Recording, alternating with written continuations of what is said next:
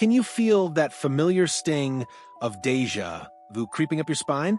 Here we are, deep into another August, watching the Vancouver Canucks do what they've perfected into an art form over the past several seasons, desperately hunting for that elusive second-line center while the rest of the hockey world moves on with their lives. It's like watching someone chase their own shadow. Exhausting, futile, and oddly mesmerizing in its predictable repetition. The latest chapter in this never-ending saga sees the Canucks reportedly cooling on Jack Roslovic, finally admitting what everyone else figured out months ago, that this year's free agency market was about as barren for quality centers as a desert is for oceanfront property. Now, once again, they're turning to the trade market, clutching the same list of potential targets they've been eyeing for what feels like an eternity. Welcome to Groundhog Day, Canucks edition. Let's be brutally honest about what we're witnessing here. Thomas Drance report that the club wants an upgrade to a full-time pivot and doesn't see that player available on the UFA bargain bin isn't groundbreaking journalism. It's stating the obvious with the enthusiasm of someone announcing that water is wet. The real story isn't that Vancouver has discovered trade markets exist. It's that they've somehow managed to turn center acquisition into their organizational equivalent of Sisyphus rolling that boulder up the mountain for eternity. The most fascinating aspect of this whole circus is how the Canucks have become the NHL's most predictable franchise when it comes to roster construction.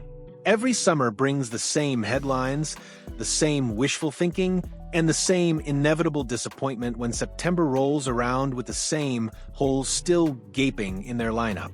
It's organizational insanity disguised as due diligence. What makes this pattern even more maddening is that Vancouver isn't some small market team operating on a shoestring budget. They have assets, they have salary cap flexibility at various points, and they certainly have organizational need. Yet somehow, they've managed to turn what should be straightforward roster management into an annual exercise in futility that would make Charlie Brown's attempts to kick the football look like a masterclass in strategic planning. Marco Rossi and Mason McTavish represent the hockey equivalent of that person you keep running into at parties. You know their whole story, you've heard all their best material, but somehow you keep having the same conversation over and over again. The Canucks have been circling these restricted free agents like vultures over roadkill, hoping that somehow this time will be different. The Rossi situation perfectly encapsulates everything wrong with Vancouver's approach to roster building. Here's a player whose contract negotiations with Minnesota have reportedly turned bitter, creating exactly the kind of organizational tension that smart teams exploit. Yet, the Canucks seem content to hover on the periphery, offering hypothetical packages that include Philip Chittle and future draft picks, as if they're window shopping rather than serious buyers. The reality is that Minnesota, with Kirill Kaprizov entering his prime years, isn't looking for potential and maybes. They want immediate help, concrete assets that can contribute to winning now. Vancouver's tendency to offer futures for present-day talent reflects a fundamental misunderstanding of trade market dynamics that has plagued them for years. McTavish presents an even more complex puzzle because Anaheim isn't operating under the same competitive timeline pressure. The Ducks can afford to be patient with their young center, which means any potential trade would require Vancouver to significantly overpay.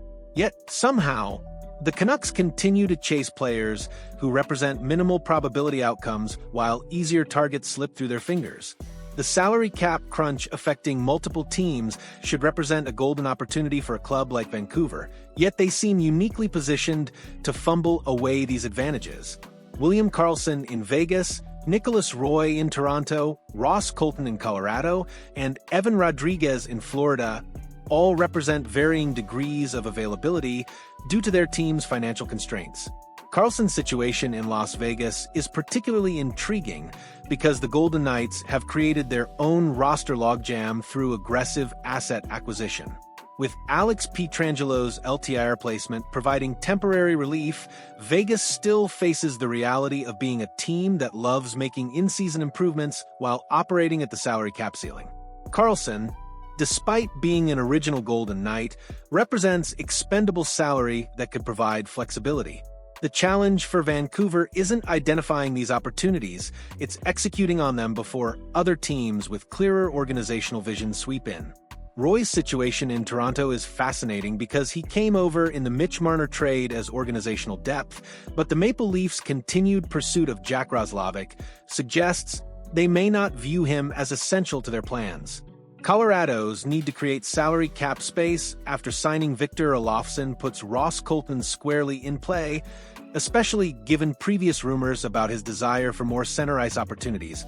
For a Canucks organization that has struggled to find productive middle six forwards, Colton represents exactly the kind of value acquisition they should be prioritizing. Perhaps the most telling aspect of Vancouver's center search is how many familiar names keep resurfacing like zombies in a horror movie sequel. Martin Necas, now in Colorado, represents a player the Canucks reportedly pursued when Carolina was shopping him.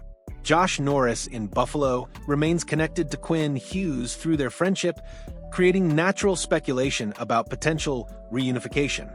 Jared McCann's situation in Seattle adds another layer of organizational irony, considering Vancouver gave up on him only to watch him develop into exactly the kind of player they're now desperately seeking. The possibility of reacquiring McCann represents both opportunity and admission of previous evaluation failures. The Jesperi Kotkaniemi speculation feels particularly desperate, given his inconsistent performance since leaving Montreal's offer sheet chaos. Pavel Zacha's rumored availability in Boston creates interesting possibilities, especially considering Vancouver's history of successful trades with the Bruins organization. The out-of-nowhere category reveals how desperate Vancouver's search has become. Players like Ricard Raquel, Nazem Kadri, and Casey Middlestat represent varying degrees of realistic acquisition possibilities, but also highlight how the Canucks have painted themselves into a corner through years of indecision. Kadri's full no-movement clause means any potential move would depend entirely on his personal preferences, while his age and contract situation make him a significant gamble for a team that can't afford another expensive mistake. Kirby Dach's injury history and Montreal's roster crunch create potential opportunities, but also significant risk for a player whose development trajectory remains unclear. The Michael Rasmussen speculation feels particularly telling because it represents the kind of swing for the fences move that desperate organizations make when conventional options have been exhausted. At 26 years old with minimal top six experience, Rasmussen would represent hope over substance, exactly the kind of move Vancouver has made repeatedly without success. The suggestion of pursuing Mika Zibanejad feels like organizational fantasy hockey rather than serious trade speculation. While the Swedish connection and potential selling low opportunity create superficial appeal, the salary cap gymnastics required to make such a move work would be staggering. Zibanejad's full no-movement clause, combined with his apparent preference for remaining in New York, makes this scenario feel more like wishful thinking than realistic planning.